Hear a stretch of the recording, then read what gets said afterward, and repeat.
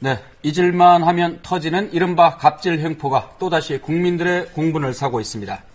최근 재벌사 부회장이 운전기사에게 상습적으로 폭언과 손찌검을 했다 해서 논란을 불렀는데요. 이번엔 중국 음식점에서 일한 종업원이 밀린 임금으로 10원짜리 등 동전을 한 보따리 받은 어이없는 광경까지 벌어졌습니다. 네, 이렇게 최근에는 갑질의 횡포 유형도 각양각색이라서 매번 터지는 사건 때마다 어쩜 또 이렇게 할 수가 하면서 좀 놀라게 되는데요. 우리 사회의 갑질 횡포 문제를 곽금주 서울대 심리학과 교수와 함께 좀 진단해 보겠습니다. 안녕하십니까? 네, 안녕하십니까? 우리 사회 이 갑질 횡포가 이제 하루 이틀의 문제가 아닌데요. 최근 발생한 사건들 한번 정리를 해봤습니다. 작은 포대 두 꾸러미에 동전이 가득 담겨 있습니다. 46살 김모 씨가 경기도 성남의 한 중국 음식점에서 일을 하고 받지 못했던 임금 17만여 원을 받은 겁니다. 고용노동부에 진정서를 낸 뒤에야 받은 건데요. 업주가 내민 것은 1,000원짜리 4장과 23kg에 달하는 동전 자루였습니다. 이거 보는 순간 제가 앉아가지고 손이 부들부들 떨리는 거예요.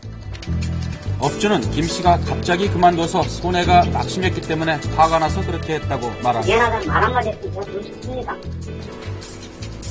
그런가 하면 대림산업의 3세 경영인 이해욱 부회장이 운전기사에 대한 갑질 논란에 휩싸이기도 했습니다.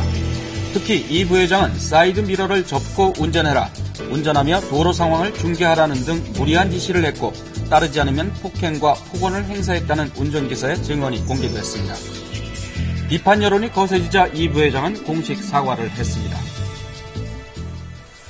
이 밀린 월급 달라랬더니 이제 동전으로 한 보따리 줬다. 이게 참 얼마나 황당할까 싶은데, 물론 그렇게 한 중국집 사장님도 나름 할 말은 있겠지만요. 그래도 이건 좀 너무 심한 거 아닌가 싶어요. 네. 그러니까 이게 법에 어긋나는 건 아니잖아요. 그러니까 네. 법에 어긋나지 않는데 어떤가 하는 그러한 심리가 작용했다라고 볼 수 있겠고요.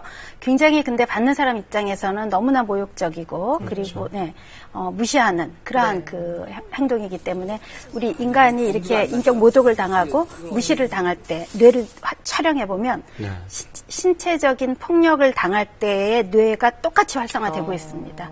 그러니까 내가 엄청나게 맞았을 때나 또 이렇게 인격 모독을 무시를 당할 때나 똑같은 정도의 고통을 가져오는 거죠. 그렇군요. 근데 이게 이제 업주가 이제 임금을 동전으로 지불하는 사례가 여러 건 있었잖아요.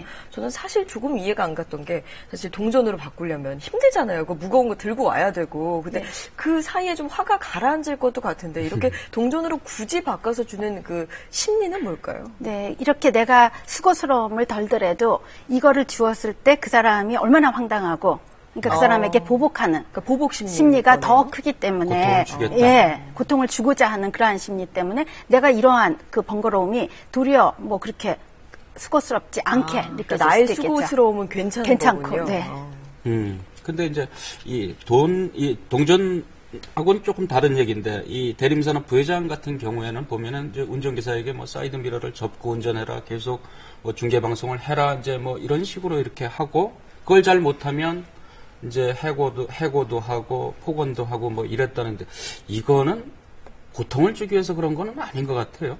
네, 이게 아마 습관이 된 거가 아닌가 싶은데요. 물론 이제 사정이 있겠죠. 왜냐하면은 그 기사가 잘 못하는 그러한 행동에 대해서 뭔가의 처벌 방법을 이러한 식의 처벌 방법을 스스로가 택해서 그게 습관화 되어버리는 그리고 그렇게 해서 이게 별로 여기에 대해서 항의가 없기 때문에 그냥 그대로 이게 옳다라고 생각을 해서 가는 그러한 경우가 아닌가 싶어요. 네, 사실 재벌들이 이런 무리를 일으키면 이제 기업 이미지에도 상당한 타격을 줌에도 불구하고 이런 일이 좀 계속 있는데요. 왜 금수저라고 하잖아요. 이분들이 이제 금수저도 아니고 다이아몬드 수저라고 해야 되나 이제 그런데 그렇기 때문에 이게 보통 사람들의 정서를 좀 이해하고 공감하는데 어려움을 좀 겪는 게 아닌가 그런 생각도 좀 들어요. 네, 이게 꼭 누구 개인이 아니고요. 모든 사람들에게 있는 심리입니다. 우리가 권력을 잡게 되면은 사실은 남에게 대해서 이해하거나 배려하는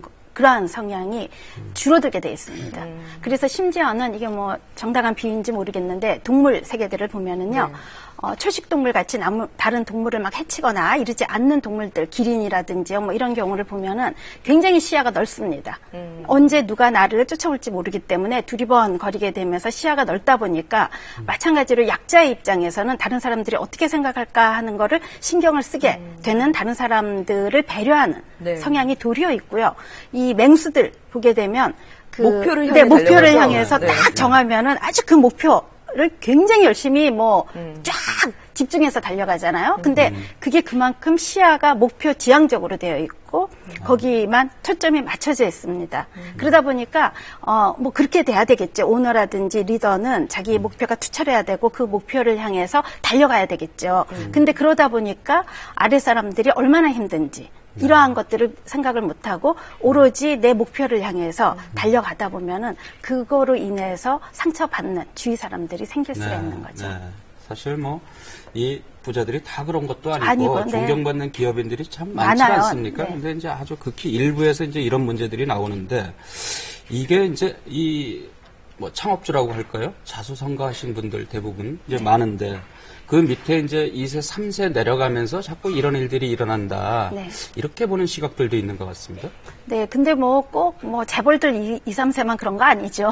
물론 요즘 그렇죠. 요즘 예, 젊은 예, 세대들이 어느 정도 그러한 성향은 좀 가지고 있습니다. 그게 우리 사회가 너무나 압축 성장되었고요. 지나친 경쟁을 하게 만들다 보니까 요즘 젊은 층들이 그냥 내가 어떻게든지 성공을 해야 되겠다라는 생각으로 인해서 좀 더 이렇게 넓게 생각을 못하는 그러한 특성이 있는데 특히나 이제 이렇게 재벌 2세, 3세 같은 우리 소위 지금 금수저라고 하는 경우는 그러한 성향이 더 크기 때문에 네. 지금 그 아버지 세대하고 다르게 계속 문제가 나오고 있는 건 아닌가 싶어요. 그렇군요. 아까 이제 계급을 가진 아니면 그 이제 권력을 가진 사람들이 맹수를 아까 비교해 주셔서 좀 와닿긴 했는데 우리 사회가 유독 그런 건가요? 그러니까 가부장적인 그런 분위기 때문에 그런 건지 우리만 네. 그런 건지도 좀 궁금합니다. 뭐 이거는 모든 사회에 다 있죠. 인간의 속성이기 때문에. 그래서 갑의 심리는 외국에도 다 있습니다. 그런데 그게 인간의 심리이기 때문에 속성이고 본능이기 때문에 어릴 때부터 그러한 교육을 굉장히 많이 시키죠. 평등주의라든지 이러한 것들을 많이 시키게 되고요. 그러니까 우리나라 같은 경우가 이제 서열 문화가 좀 많고요. 그리고 윗사람을 잘 대하는 뭐 그 좋은 문화였습니다. 그렇죠? 윗사람에 대해서 잘 따르고 또 복종해야 되고 동방예의지국 동방예의지국 네. 네. 예절 근데 그거가 변질됐다라고 볼 수 있겠고요. 이렇게 변질되다 보니까 위에 사람들은 조금 더 짓을 하게 되고 또 을의 경우에는 무조건 따라가는 거예요. 그러니까 윗사람이 어떻게 해도 따라야만 하는 네, 그런. 그러한 성향이 크게 된 거죠. 네. 그게 이제 예의도 아니고 어떤 면에서는 그냥 이렇게 따라가는 거가 이 체제를 유지하는 데 필요하다고 생각해 버리는 겁니다. 그래서 체제 정당화가 있거든요. 공동체를 위해서 공동체를 이걸 위해서 희생해야 희생을 해버리는 게 차라리 편하다. 그렇게 해서 따라가다가 어느 순간에는 이제 이게 억울한 거죠. 분노가 되고 그렇게 돼서 이러한 이제 뭐 고발을 하게 되고 문제가 커지게 되고 그래서 한편으로는 을의 그러한 체제 정당화 심리가 결국은 갑의 행동을 더 부추기고 있을 수도 있다라고도 볼 수 있죠. 그러니까 갑에게만 화살을 돌릴 수는 없다 이런 네, 말씀이신 거군요. 이게 이제 우리가 생활하면서도 이제 보면 뭐 다툼이 있거나 이제 말싸움을 하고 그럴 때 너 내가 누군지 알아? 네. 막 이렇게 소리 지르는 경우가 있지 않습니까? 그런 것들이 우리 알게 모르게 이게 우리 뭐 한국인의 특성처럼 돼버렸나 싶은 문화 뭐 이게 좀 네. 어떻습니까? 네, 그게 아까 말씀드린 것처럼 이제 서열 문화이기 때문에 윗사람을 따르게 되고 윗사람은 내가 이만큼 파워를 가지고 있고 힘을 가지고 있다. 네. 그러니까 여기에 맞도록 나를 대우하라 하는 의식이 굉장히 강해지는데요. 이게 여기서 중요한 거가 권력하고 권위는 다르거든요. 그러니까 자리가 높아지고 뭔가 리더가 되고 이렇게 되면은 그때 주어지는 게 권위이지. 네. 왜냐하면 한 기업의 한 조직의 뭐 한 나라의 리더가 한 조직의 리더인 경우에는 그 파워를 행사해야 되고요. 거기에 따라야 되고 이러한 거가 돼야지 그 조직이 잘 운영이 되어가고 게 되어 있습니다.